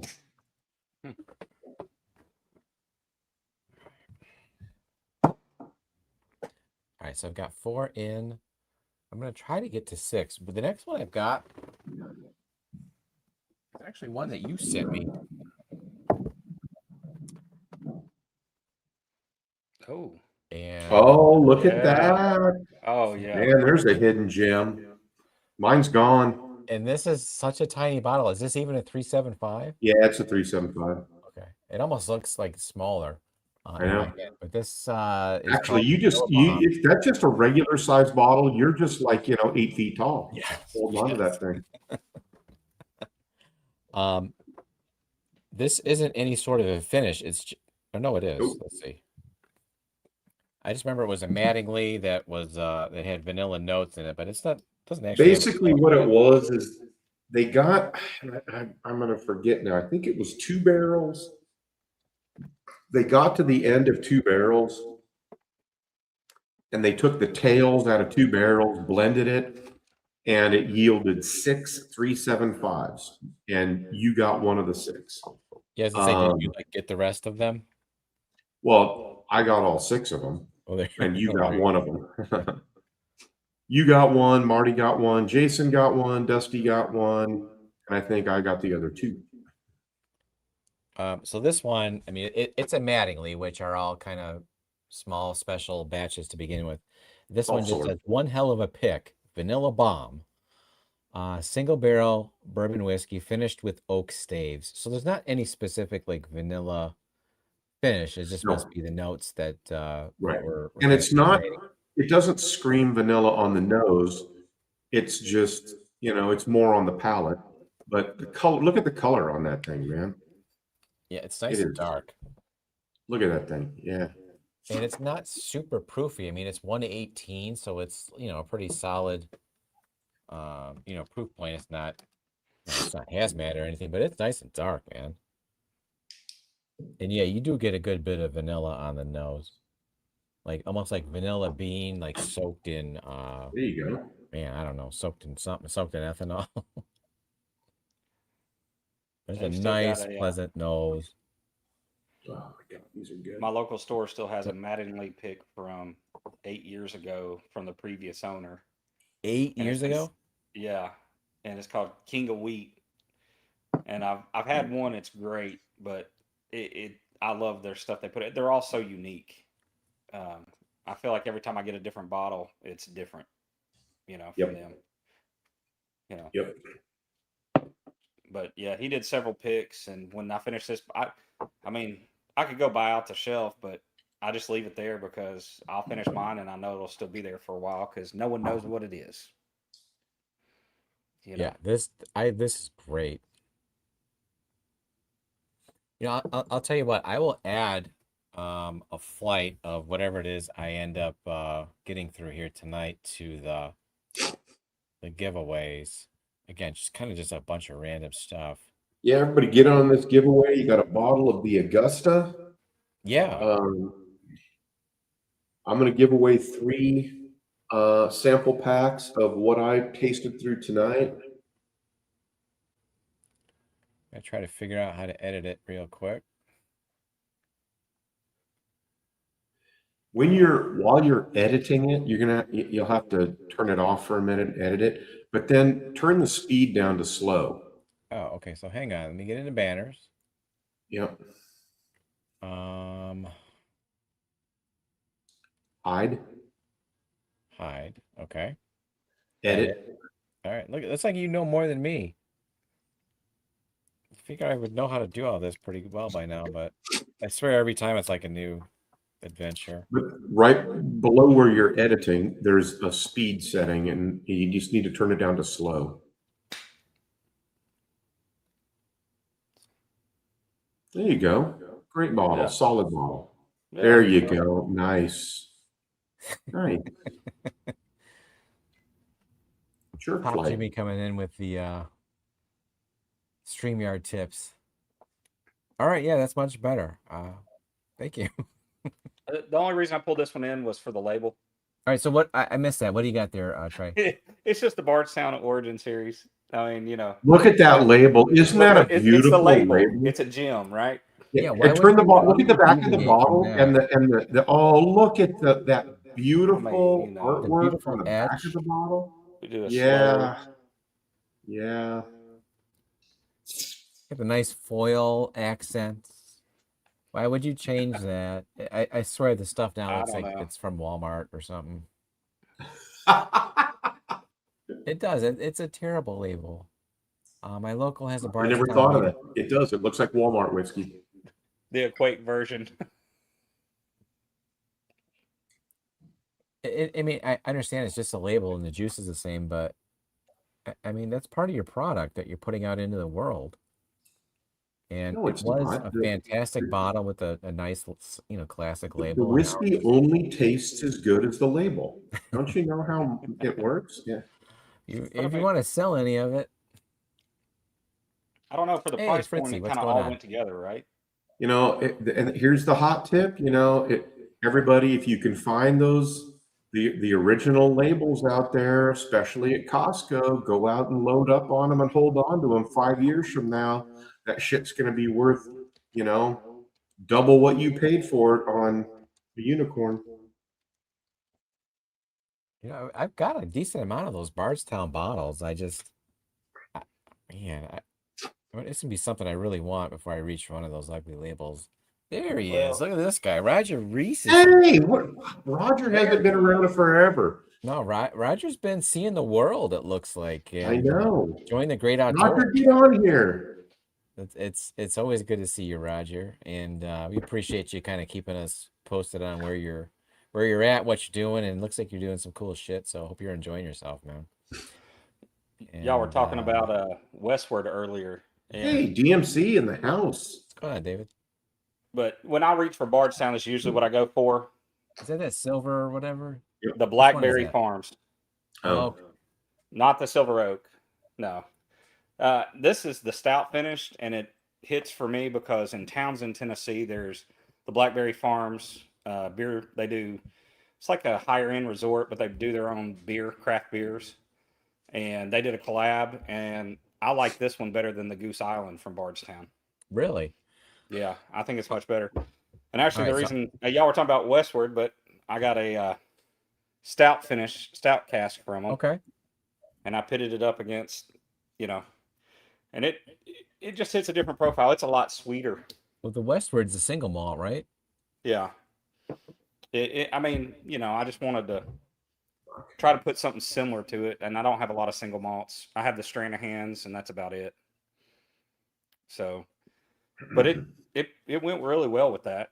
They both have the Bardstown kind of finishes more like a IPA or like a really dark IPA. It just hits hard, heavier. IPA. Man, I don't know that I would enjoy that. It's on the back end. It's kind of like after you drink an IPA, that aftertaste you get. That's what you get on that. It's like bitter almost, right? Bitter. The hops. But when you go back into it, I don't know if it resets your palate or something, but when you go back into it, you get all the sweet notes and stuff on the front end. Interesting. Well, And it I just do changes like throughout. the Goose Island one that they've got. Let's see. I think it's a little more bitter than the Goose Island if you're putting them side by side. I think the Okay. Goose Island's a little creamier. Yeah, that Goose Island's really good. All right. Josh Fritz. I have tried, but not a big fan of American single malts, but I love single malt Scotch. That's interesting. I'm guessing you probably just haven't tried enough of them. Because there are some that are really good, but I've had some ones that are really weird too. I mean, even just like if I think about the new Riff ones, I've had one that's really good, and then two that were really not good. It's odd. The Westward stuff I do think is really well done. So that might be one to try. And if you don't like Westward, maybe you're right. Maybe you just don't like American single malts because I think they're probably how That's about kind of the apex. who's the other one? Yeah. Cedar Ridge does a nice American single malt too. But I love single malt Scotch. Yeah, I mean, some more than others for sure. Uncle Larry.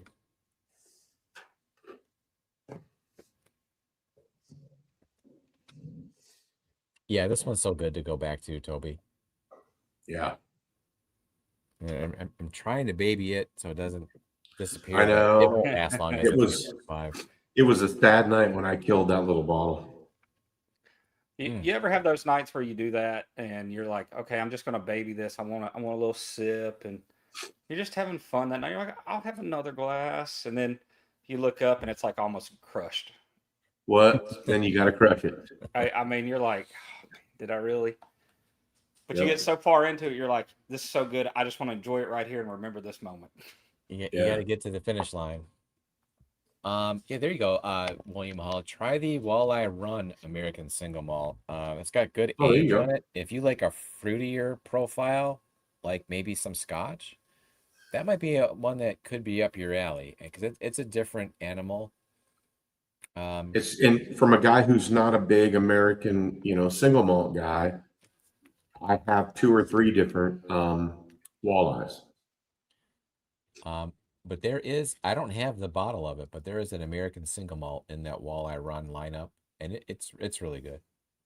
Yeah, there you go. Greg knows. Greg's a big walleye guy. Single malted rye.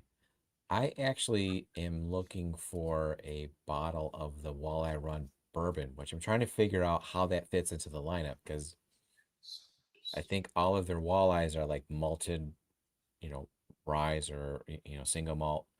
Um, if it's like it got a high component of malted barley in the mash bill, and that's why it's in that lineup as opposed to it just being dragon's milk.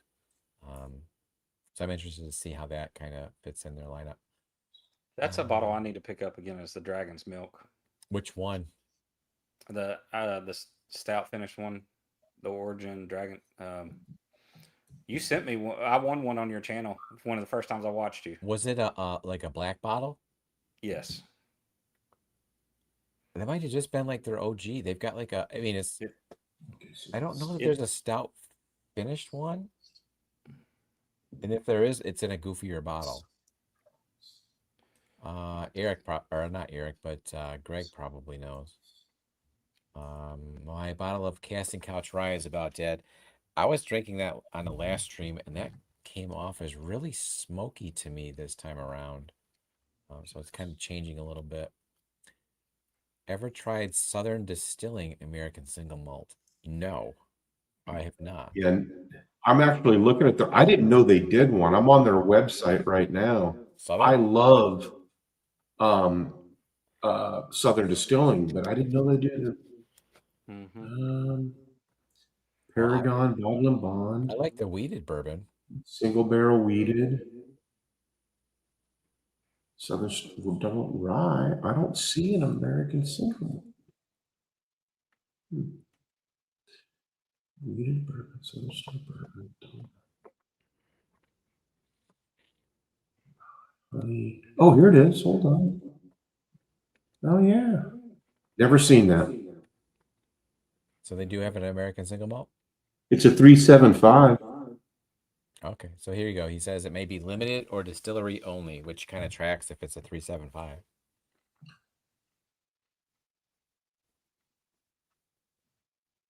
All right, so William Hall says Dragon's Milk Origin. Dragon's Milk Origin is just a bourbon. It's not like finished or anything. It's just a bourbon. They do have like, some variants. There's like a maple finished bourbon and a honey finished bourbon, but Dragon's Milk Origin, it's not aged. I don't know that they have a stout finish. I could be wrong. I mean, it sounds like they probably should, but if they do, it's kind of a one-off. It's a beer. It's beer barrel bourbon.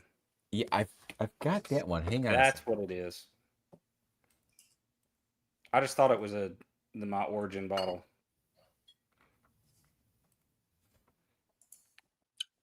All right, so Trey, this is like their. No, it's not that one. Okay, so this is their beer barrel toasted Yes, finish. Something like that's this. what it. Yeah, I thought it was a Okay. black label though, but I could be wrong. I mean, it's I kind of like finished it a while maroon, I back, think. so. Could be an older one. I don't know. And I don't. Like I said, we don't get it around here. So unless I want it off a channel or something like that, then I would have never known about it. Fritzy says, Dragon's Milk Bonded is really good. It's like liquid peach rings. Yeah, that's like their whole lineup is peach rings. To me, Fritzy, yeah. I like the Bonded more than the regular because it's got a little bit more of a finish to it. It's only like 5 proof points different, but yeah, the Bonded is a Speaking good of one. peach rings, I think that bottle I got you when we did the Christmas thing was it the Harvest Moon? Yes. That was like that was supposed to be like a liquid peach ring. You know, I know it's really delicate because it's like an 80 proofer. So Yeah, the flavors in it are kind of like it's light. subtle and delicate. I don't know that I remember peach rings, but I'm looking at it right now. I'm thinking maybe I tried go back to that in it. Maybe that's what That's I'll what got finish me on with. that bottle. I actually talked to. I didn't try it, but I had one of my buddies had it, and he was like, "Man, it was like I just gone to Walmart, bought a bag of peach rings, and dove into them." And that's the best way he could describe it. Interesting. You know what? I'm looking right at it. I'm like, I haven't had that in a minute. That might be in this category of like hidden gems because it's not a brand It could that be terrible. You never know. it's not terrible. It. I know it's light. Yeah. Was it a light Uh, whiskey? Dragon's Milk beer bottle bourbon is finished in stout barrel. So that's So that's this lineup, Greg. But not like their. And I think this was like a distillery grab, whereas these are ones that you grab on the shelves here. Yeah. I can say I thoroughly enjoyed it because it didn't last long. Yeah, I think as far as Michigan stuff goes, it's up there. Tim Cornet's in the house. Cheers, Tom. Are you going to Evernorth tomorrow? Yes, Tim. Yes, I am. So come find me, say hi, and shake my hand. I haven't seen you in a minute, buddy. Same with you, Fritz. Some of you heroes, I'm sure will be up there. I've got to pick up the rest of the picks that we did. I've got a handful each that they were holding back that I didn't have to go through online distributors to get. So I'm going to pick those up tomorrow. Brian Newton.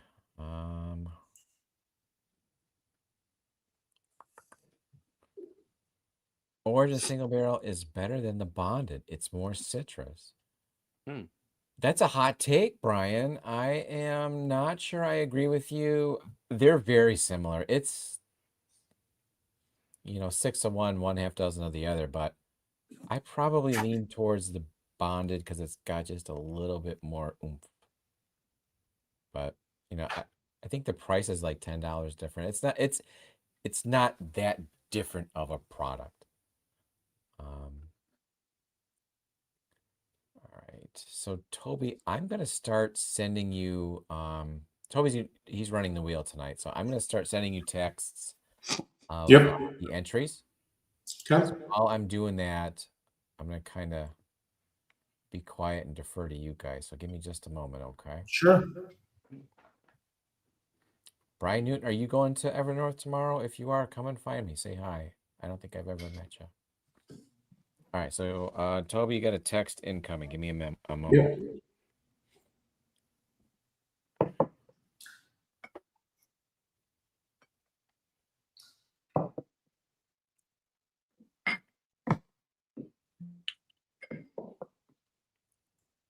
Mhm.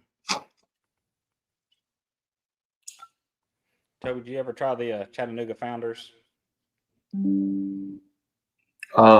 Yes, I've got one or two of them back here. Yeah. Yeah, really good. That's had a couple of them, and that's the 11th anniversary series, and it's probably my favorite of them all. And I've got one more left.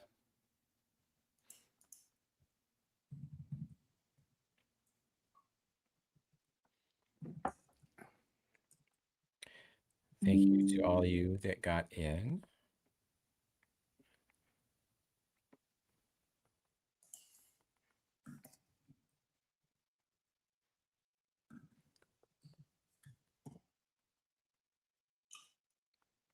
Where's Trey Larkin tonight? That's a good question. I hadn't talked to him today.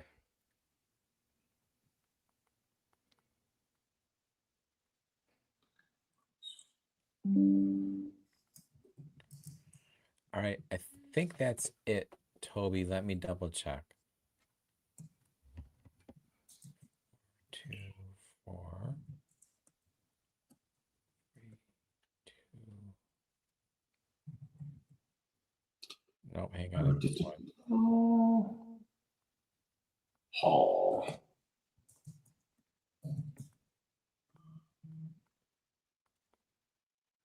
Is Kevin, is that O'Malley?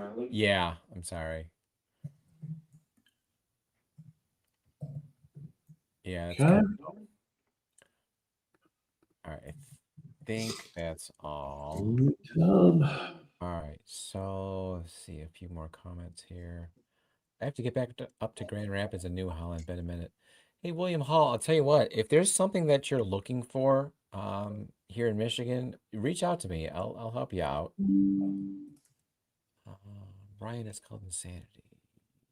Tom, have you had the smoked finish from Dragon's Milk? If not, I'll shoot you a sample. Was a distillery only release? No, I didn't. I did see that. It sounded interesting. I don't know that I'd say it sounded good, but it sounded interesting. Tell me how it is. Hmm. And if you want to send me a sample, I'd love to try it. Brian Newton, I will be there working on a special project for the Paisley family. Okay, I'll be dropping it off tomorrow. All right, well, Brian, if you're there, look for me. I know it's going to be a madhouse. It always is, but make it a point to ask around, and I'd love to meet you, buddy. And William Hall, yeah, will do. Thanks. I mean it. If there's something just that you're looking for local, hit me up. Gunderson says we will be flying it. You're flying into Grand Rapids? Wow. I guess if you're down to see and you're gonna head up, I guess flying makes the most sense. And I think you said you were heading up to the Upper Peninsula, Eric. I'm down here in Indy, in Farmington Hills. Okay, that's my old stomping grounds, William. That's where I went to high school. So yeah, you looking for something? Just hit me up, buddy. Don't be shy. All right, so we've got 9:42. Let's give it another 10 minutes, Toby, and we'll accept entries up until about 9:52. We'll run it and try to be out of here around 10. Okay. Yeah, so let's go through the giveaway one more time. Yeah. So first prize is the bottle, and that's the Augusta Wheated Bourbon. It's a single barrel pick by my friend Brandon over at Whiskey Weather. Nice solid pour, great pick. Like I said earlier, he doesn't pick losers. So maybe not one that was on your radar, but a fantastic pick nonetheless. And then we've got Toby has agreed to put in 3 flights of the bottles that So you're gonna get a sample of each of the Never Say Dies. You got the kind of the entry level proof and then the cast strength. And then the same thing with Log Cabin out of Seattle. You got a 100 proofer and you got a cast strength. And then the Prideful Goat, you got a 6-year batched cast strength, and then an 8-year single barrel picked by the members of Bourbon Real Talk. So there you go. I mean, kind of along the lines of hidden 3 of gems, those. things you might not have had on your radar or even tried. So solid stuff, and we appreciate that. So we've got, and then I'm going to put in a flight of whatever I end up finishing with. So right now these 5 are on the left, and I'm going to finish with the one that Trey was just alluding to. That's the Cascade Moon here in just a moment. Eric says he's heading to the Keweenaw Peninsula. That's up by Traverse City, if I'm not mistaken. I know it's up in northern Michigan. Cheers, Tom, and all in Michigan. Cheers, James. Thanks for checking in, buddy. All right, so let me get one last pour. Like I said, Trey, I think this one was. I'll tell you what I remember about it in just a second.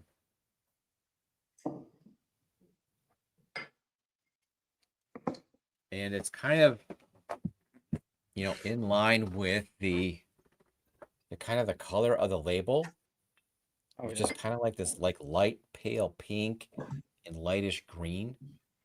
And I'll try to get this up there so you guys can see it.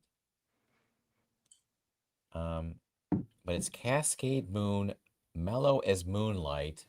And that's actually a pretty good descriptor because it is mellow.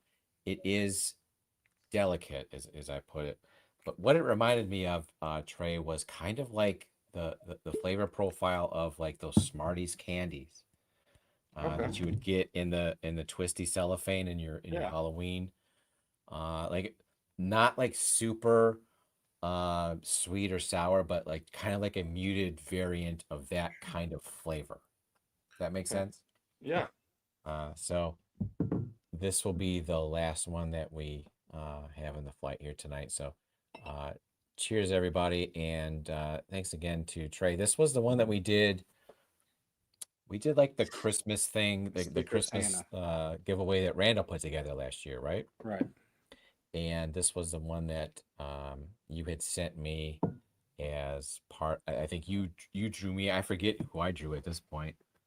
I think it was Roger, maybe. But anyway, this was the one that Corvette Trey sent me. So, cheers, buddy. Cheers.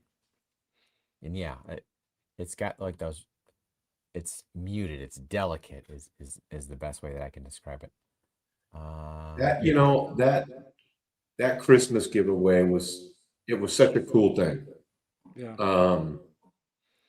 And the fun thing is if we decide to do that again this year, the text group that we've got, I mean, we've probably expanded it by about 50%. So it could be that much more fun.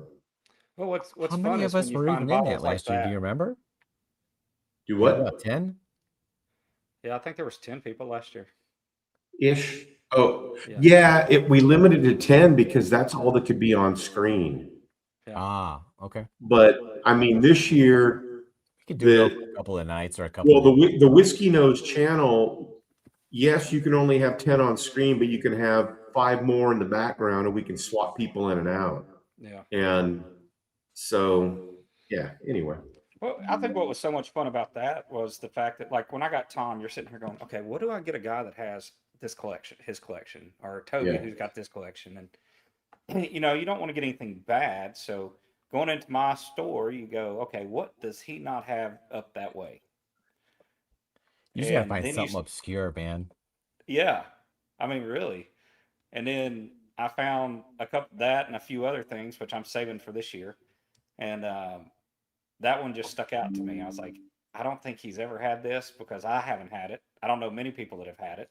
No, this is like a very muted sweetness. Yeah, and And again, like I I would said, it could be really bad too, but it. I thought it was 80 proof, but it's 84 proof. Yeah. And God, what else can I say about it? It's a Dickel product. Right. Um, I think that's what caught my eye more than anything, being that light.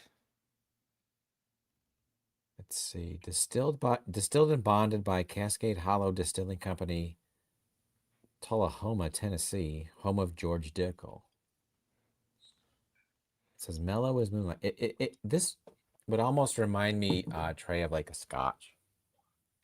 Okay. Like a single malt Scotch that's like around 80 proof. Real delicate flavor profile. But yeah, this has a nice sweetness to it. Is how I would describe it.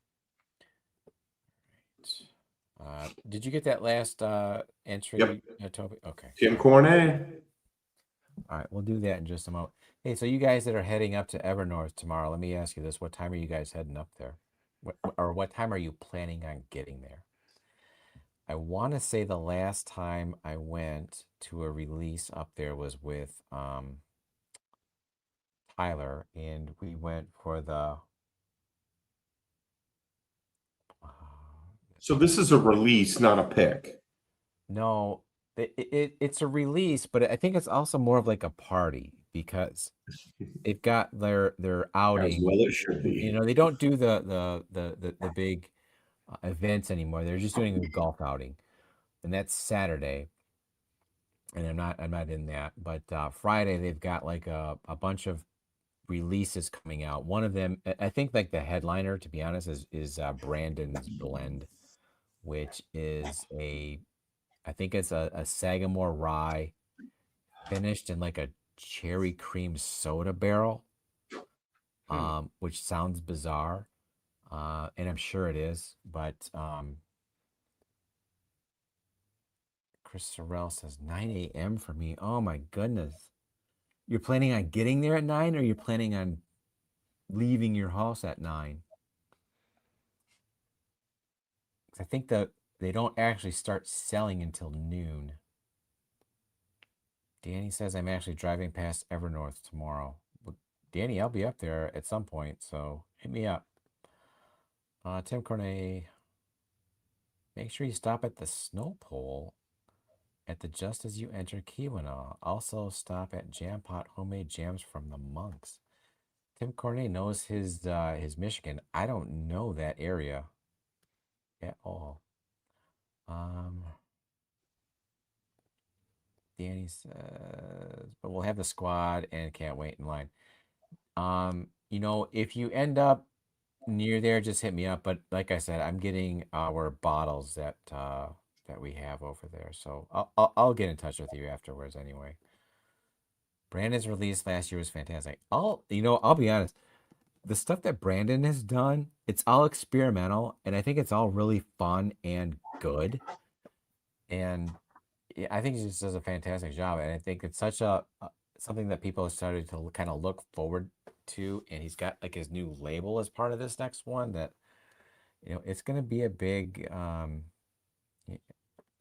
I'm sure it's going to be like a madhouse tomorrow. Getting there, I work from home, so I'll be working in line. My man, that's how you do it. Will, love the Indiana Jones thumbnail. Good to see you, man. Good to have you in here, buddy. It's been a minute. Will O'Neill, one of my favorite folks in the community. Fritzy says it's a 5-bottle release and party next day is Pours and Pars Golf. Yeah, thanks. That's what it's called, Pours and Pars. The bottles that are being released, I think, are mostly picks from other groups. Like there's not like an Evernorth blend like a Night Stalker or an Exodus or Spirit Walker. It's just like some random picks from various groups, I think, and then there's Brandon's pick, which is I think the headliner, as I mentioned. Brian Newton, it's a release for the Wise one. Yeah, the Wise. I think it's interesting that Brandon's concoction is the headliner, and 5 other bottles for the fundraiser. Yes, miss you in the fan, brother. Hey, we're looking forward to seeing you. Are you going to head to the Bardstown Blitz again this year, Will? Hopefully. Don't forget Adriana on Women and Whiskeys is doing the Alzheimer fundraiser Monday. Oh, okay. Thanks for the heads up. I know she does that every year. Is it on Monday? And if so, isn't she like on the West Coast? Is it kind of later, William Hall? Don't be shy if you want to post the details. Sure, we'd like to know the specifics. Tim Cornet from here to there.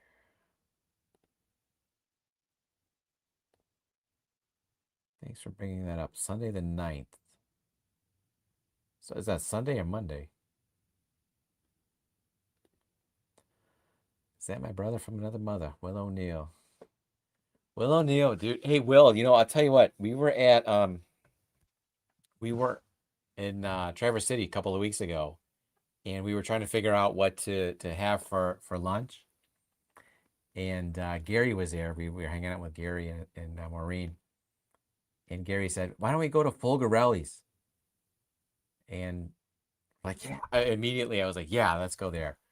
And that's the place that Traverse City Whiskey Company gets their sandwiches from when they do their picks. Is this little Italian sandwich shop in downtown Traverse City, and they make the most fantastic sandwiches. So we went to Folgarelli's and checked that out, waited in line, got our special sandwiches, and it was fantastic, brother. But we were thinking of you when we were there. Let's see. Brandon's Wise One number 6. 2 are single barrels for the fundraiser. Can't remember what the other 2 are. Yeah. Brandon's posted what they are. But definitely the headliner is Brandon's Wise One. Skyline is in the house, Toby. How many people? What's Skyline, Toby? Do you know what he's talking about? Oh, is that Skyline chili? Okay, I know what he's talking about. I know that's a Cincinnati thing. Yeah, Cincinnati, Northern Kentucky. Yeah. Okay, all right. I've not had it, but I know what it is. All right, so I think I have more. We won't tell anybody about that, William Hall. All right, so let's do this. Why don't we get the how are we doing on the wheel, Toby? You got it all put together? It's all ready. All right, why don't we get into it? Why don't you bring it up? Or do I have to do that? Okay. Look at Toby. Toby's a friggin' pro. All right, so we got the wheel all put together, and I'm guessing you must have already hit randomize because it looks like the names are kind of jumbled up a little Yeah. bit. I do that automatically. We don't need to waste time with that whole. How many spins do you want? If you've already done it, random is random. And Gary Franchi would back me up on that if he was here. So let's leave it What are we as spinning for? What's that? What's first up? First up is going to be, do you want to do the bottle first or the bottle last? That's up to you. You're the boss. Fuck it. Let's do the bottle first. Okay. Here we go. Whiskey Weather, Augusta, bourbon whiskey, weeded bourbon. Friggin' William Hall. Dude. I think William Hall has some fantastic luck on my channel. So, William Hall, I think you've won things that I've put up before. Just for the heck of it, hit me up with your contact information at thebourbonjerk@gmail.com. And we'll make sure that this solid bottle makes its way on over to you, buddy. Cheers, William Hall. All right. What's next? I think we've got the Top Jimmy sample pack ×3. Number one. Number one with a bullet.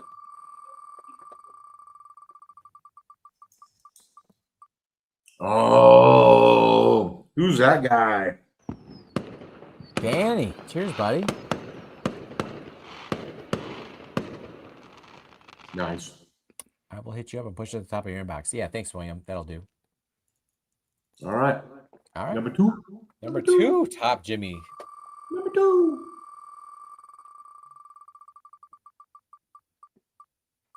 Oh, DD.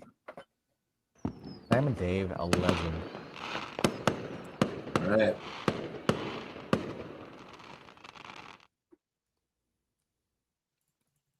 And number three. Here we go.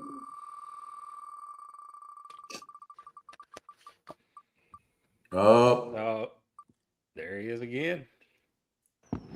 You know what?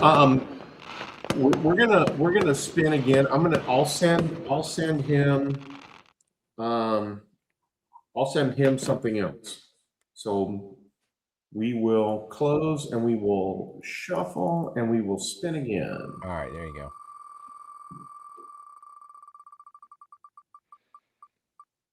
Oh, Mally. Cheers, Kevin. Thanks for getting in.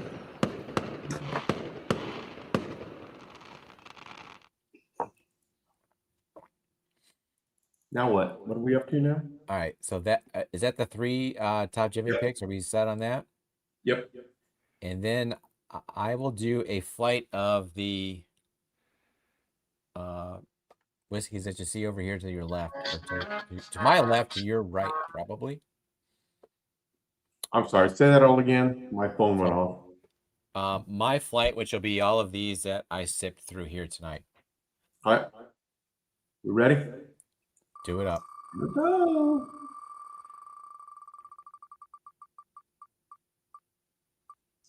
Uh-oh. Oh. Hey, Danny or Tim? Man, Hey. that All was right. so on the line. It was close. That was close. Danny, I'll get you flights poured up, brother. Danny, the big winner tonight. Who's the big winner? giveaway. You are. All right, we done? Is that it? We done? Danny says rigged. Rigged. Yeah, I think it was. I think that's it. Yeah. I did a bottle of flight. You did 3 sample flights. I think that's all. Danny Wait, did says, you give away the bottle? The bottle was yeah. last week. No, the bottle was first. That was William Hall.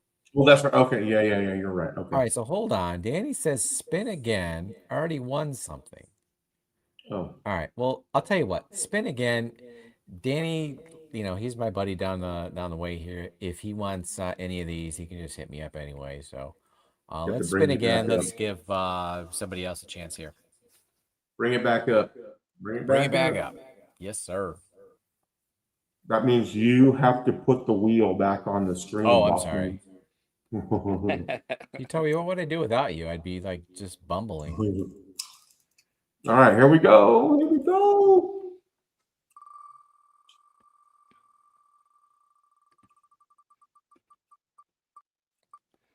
Oh no, man. spin again. Oh, man. God dang. Let's not waste a spin. Are you kidding me?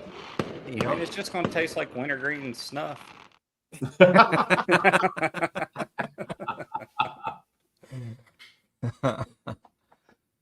I'll tell you what. I'm gonna get Marty a flight. He might have had a bit of these, so maybe I'll do something different for him. But do one more, and we'll call it that. Go Roger Dodger. Oh, There we nice. go. All right, Travis Robinson. There we go. That All right. works. Travis. You know what? That works out just fine. I'll get Marty something. I'll get Travis something, and yeah. Thank you, everybody. Thanks for getting in. Thanks for hanging out. Let's see. Bourbon Bounty says, is somebody writing this down? You know what, Bourbon Bounty? I really don't write it down. Sometimes I do, but usually what I do is I go back the next day and I watch the end of this the stream, and then I write it down. I guess I should say, Top Jimmy's usually on top of shit. So he's here. He's the co-host extraordinaire. If you haven't noticed, he's usually on with Dusty Dan on Monday nights. Usually on with Marty more or less of the time. Is that fair? And usually on here with me here lately. So get to know him, get used to him. He's here. Thanks for the stream, gents. Good luck next week, Trey. Yes. Thank you. Trey. Good luck next week. Yeah. We are all pulling for you guys, and we're anxious to see the new edition here, brother. Yeah. Soon enough, and she's already said she wants to go to Bardstown Blitz, and I was like, I mean, we'll do what Mama says, but my bets we're not going to make let's kind of look at this. So if she's due next week, that's what, August 13th about 2 ish. months. So mid-August. So By the time we head down there, that's about another realize 2 that's months. plenty of time. 2 months is a decent amount of time for her to realize she wants to get out of the house for a minute. I think that tracks, right? I don't think it's Kelly's. I think it's Trey's. Trey's the one that's hung up. She's ready to go. Yeah, He's she's the one ready to that's go. putting She on wants the to do brakes. it. I'm like, I mean, the room's booked, and I'll buy tickets, and we'll see. Well, I was gonna say, I think she had fun last year. Oh, she loved it. And everybody had fun hanging out with her, and we did specifically. So, oh yeah, it was that. I mean, it's a good we've been down there opportunity several times, but that weekend was. She loved meeting all you guys and putting names and faces and just hanging out. I mean, what it is. And yeah, we loved Kelly and we tolerated Trey. Yeah, that's probably right on the money. I mean, that's how I get to come back, But no, we're all, seriously, we're all, anxious to see the new edition and see you guys again. So, cheers, Trey. Cheers, Kelly. Thank you again, Toby, for hanging out, co-hosting here. Thank you to everybody that hung out, got in the giveaways, hung out on the stream. I'm looking forward to seeing whoever shows up tomorrow at Evernorth. Not sure what time I'm going to get there, but my wife and I are going to go. I will be up there at some point. So look for me. Maybe I'll wear a big giant Bourbon Jerk shirt to stick out a little bit, but come find me. And until next time, I'll tell you what. Cheers. Thanks for watching. Stay jerky, y'all. Good night, everybody. Good night. Night.